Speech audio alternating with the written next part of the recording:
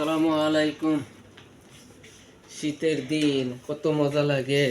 ধরো তোমার লেগে চিতই পিঠা নিয়েছি, ভর্তা নিয়ে নি, ভর্তা ছাড়ই এরশা নামাজ পড়া যায় কত মজা। ঠান্ডা কোন কোন শীতের মধ্যে ঠান্ডা পানি দেয় এই পরে নামাজ পড়ার মজাই আলাদা। এত ঠান্ডা আল্লাহ তাআলা হাসরের বিচারের পরে জান্নাতের মধ্যে শুধু খালি গরম পানি দিবে, গরম পানি ওযুর জন্য। এই আশা আল্লাহর কাছে করি। 2026 সালের উপলক্ষে আপনাকে সবাইকে সালাম জানাই। আশা করি আপনারা সবাই ভালো আছেন। আলহামদুলিল্লাহ আমিও ভালো আছি। কিন্তু সবাই আল্লাহর কাছে দোয়া করেন যেন আল্লাহ তাআলা 2026 সাল যেন ভালোভাবে কাটায়, সবাই যেন আল্লাহ তাআলার হুকুম পালন করতে পারে সেই আশা করি সবার কাছে।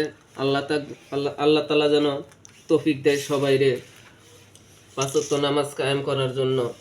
এই নামাজে কাজে লাগবে। কোন কোন শীতের মধ্যে সবচেয়ে বেশি আল্লাহ 6 মাসের মধ্যে 3-4 মাস দিছে শীত, আর সারাক্ষণ হচ্ছে গরম। কিন্তু এই নামাজের পড়তেই হইব। যারা নামাজ পড়েন তারা জানেন কত মজা লাগে যে শীতের মধ্যে ঠান্ডা পানি দিয়া ওযু করা, নামাজ পড়া অনেক ভালো।